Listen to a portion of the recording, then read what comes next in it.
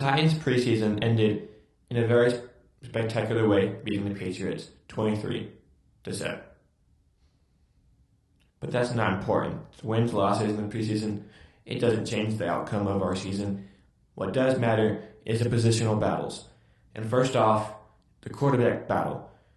The battle was between Malik Willis and Will Levis.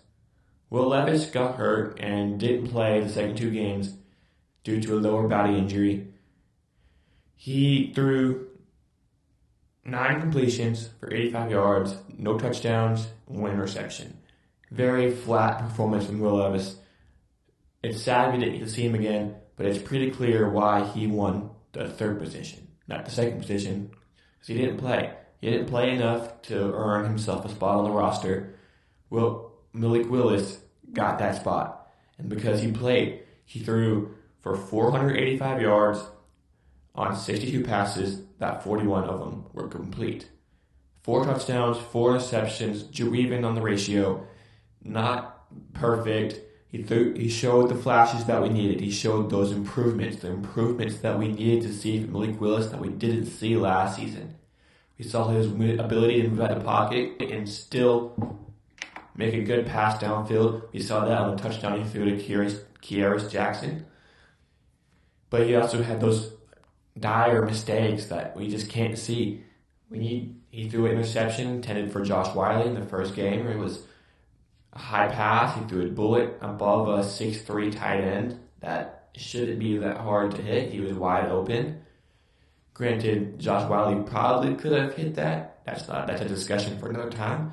I haven't really discussed that now. I won't give my opinion on that just yet. Malik Willis should have thrown it lower. I think we all can agree that he should have thrown that pass lower, even if it was catchable. He should have thrown that pass lower. You can't deny that. But he won the quarterback 2 position mostly because Will Levis did not play, and that gave him a clear advantage taking that quarterback 2 spot. He played well enough. He showed what we needed to see. He showed improvement, and that was the best thing for him. We needed an improvement. He got it. That's good to see for all the Titans fans out there. Improvement. That's what we needed to see. Now, we all know who has the running back 1 job in Tennessee. It's Derrick Henry. There's no debating it. Everyone wants to say that he's going to decline eventually, and by the second half of the year, it'll be Tajay Spears' job to take 50-50. I've seen a lot of stuff online, social media. That's not the case. Derrick Henry has not shown any signs of declining. And if he hasn't shown any signs of declining, I don't believe it. Until I see that Derrick Henry has declined in his physical form, I will still believe that Derrick Henry is Derrick Henry. Derrick Henry will still continue to be a beast. He will still continue to be the best running back in the NFL. But in the preseason, we saw a different competition. The competition for the backups. We saw Tajay Spears, Julius Chestnut, and Jaquez Patrick. We also saw Jonathan Ward, but we didn't see that much of him, so I'm not even going to talk about Jonathan Ward. Tajay Spears wowed the Titans community this preseason. He showed great promise, and he won that on an RB2 job. He led the league in rush yards this preseason when the box was stacked with 7 or more players. It's a very impressive statistic that for a rookie running back. Coming out of the 3rd round, he's a running back out of Tulane. He's a great promise. He showed some mini Derrick Henry stiff arms, one against the Bears, one against the Patriots. And he definitely is going to be one of the best running back duos with Derrick Henry that he's ever had. He's elusive. He's a great change of pace back. And maybe even when Derrick Henry can't play, maybe when Derrick Henry eventually does stop playing, Tajay Spears could be a good RB1. Now, for the other running back that impressed this preseason, Julius Chestnut. Julius Chestnut led the team in rushing yards. Granted, he played a lot more than Tajay Spears did, but he led the team in rushing yards, and he also led the team in receiving touchdowns, which is very impressive. Granted, the Titans receivers were also in a very intense competition, and they let their running back out-touchdown them. Julius Chestnut showed a lot of improvement. He made the practice squad last year, and now he's made the active roster. That was just very impressive from Julius Chestnut. No, but everyone read him off. I can't say I didn't read him off, because I definitely did. Julius Chestnut proved all of us wrong. He definitely made the roster, and you can't deny that. He played well. He led the team. Self-explanatory. Now, Patrick, he played well with the Patriots. The team against rushing, he had 76 rushing yards. Patriots defense is great, so 76 rushing yards while splitting the reps between 3 other guys or 2 other guys, and running behind a backup O-line isn't an easy feat, especially as a Bill Belichick defense. Even if it was the second or third stringers, it's Bill Belichick. He's got a good defensive mind. The Patriots are a great defense. So Patrick showed himself, even though he did make the team.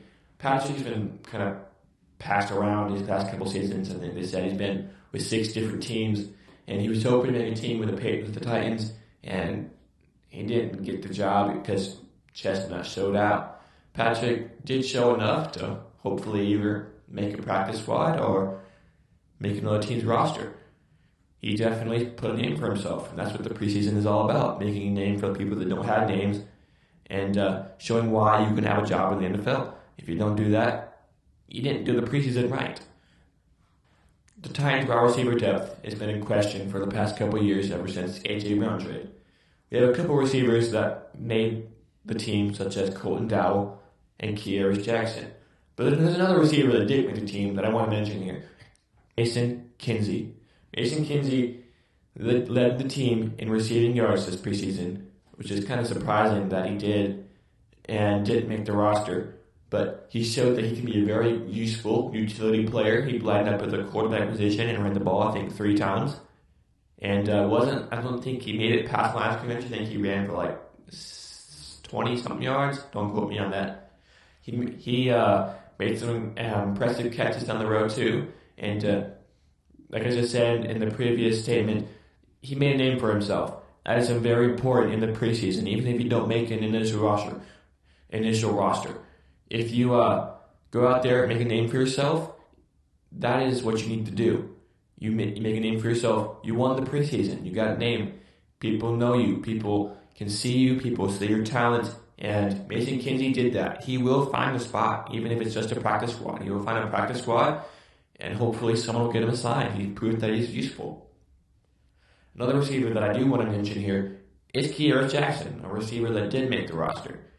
He had 1 touchdown. He caught that touchdown from Malik Willis, who was scrambling out and throw it downfield, even though he probably was a little open a couple of seconds beforehand. But Malik Willis made it work with the time he had, and Kearis Jackson found a spot in between the 2 defenders and made a beautiful catch.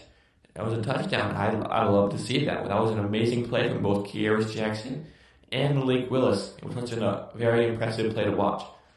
But the spot that Kearis Jackson will probably be playing the most is punt returner. He probably will get the most opportunity in the early part of the season to take the job, because Kyle Phillips is going to be hurt. He's going to miss the first part of the season, maybe the first half. And so Kearis Jackson will get the chance to make the best out of his time on that role. On to the defense. We all know who I'm going to talk about here. I mean, it's a very special, undrafted free agent. He led all the league defensively with sacks. Okay, so the Tennessee Titans is a linebacker. His name is Caleb Murphy. We all knew who I was talking about in the start. I said the same. You all said, I'll ask Caleb Murphy. So he's going to talk about Caleb Murphy. Yeah, y'all knew. Caleb Murphy was an undrafted free agent. He impressed not only the Titans staff, he impressed the nation. You don't come in as an undrafted free agent and then get 4 sacks and lead the league in the preseason in sacks and then not make the roster. You don't do that. That was a very impressive showing. He definitely made more than him. He proved that he's a starter. He proved that he can be a starter. He proved that he is good. He proved that he is worthy. And he proved all 32 coaches wrong, that he should have been drafted. And the Titans that the Titans passed on him too. But they picked him up, and they found a gem. They found a diamond in the rough with Caleb Murphy. Caleb Murphy is going to be a stud. Like, if he keeps playing like that, he'll have a starting job. If it's not in the Titans, he'll have a starting job somewhere else eventually. He has joined a loaded Titans defense, so he's definitely not going to be a week one starter. I mean, we already have a lot of studs in the front seven. If he can find a job, I would be more than happy because he is really good. He is really impressed. He did his work. He won this name for himself. He won this preseason. He won it in a big way. Now, Danico Watch is a player that's been here for a while. He's a seasoned veteran. He has a lot of questions about if he was going to decline. We still don't know. He played just a little bit, put 2 drives in the preseason game against the Patriots. But he had a very impressive play that I want to speak on before I go on to the next player. He got pushed up to the left here. He was probably thought, I'm down how to play. He got pushed out. The defensive end won the play at the first start. But he got knocked down. He got right back up. Did not give up. And got the Bailey Zappi and knocked the ball out. A play that y'all all saw. Eyes been everywhere. Danico the sack, strip sack. We got the ball. And Danico entry. That's a very veteran-like play. Not giving up on the play. And getting to the quarterback. And we want to see more of that. We want to see more of that with the Titans. Now, we signed a new linebacker out of 49ers that came with Ron Carthon this season. He goes by the name of Azeez Al-Shaair. He played just as much as Danico Watcher. He played 2 drives, and he has showed that he can be a great leader. He stuffed the run. He gets to the quarterback. He was even calling the plays. He said he did that in the 49ers, and I think he was doing that when he played in this 2 weeks of the preseason, proving that he's going to be a great asset and a very good signing by the new general manager. We had a couple of defensive linemen that showed themselves, go by the names of Kyle Pecco and Michael Dwumford. Kyle Pecco made the roster. Dwumford did not. But they both showed that they can be useful as depth pieces, maybe rotational. Like I said, Michael Dwumford, you get a couple sacks, make a name for yourself. You make a name for yourself, people know who you are. That's what he did. And he will be and he will be grateful that he didn't have the chance, because now people know who he is. People know that he will have that chance to make a name for himself again, and then hopefully make a roster one day. Now on to the tight ends. Now, one of the big names I want to get off to the start is our rookie, Josh Whyle.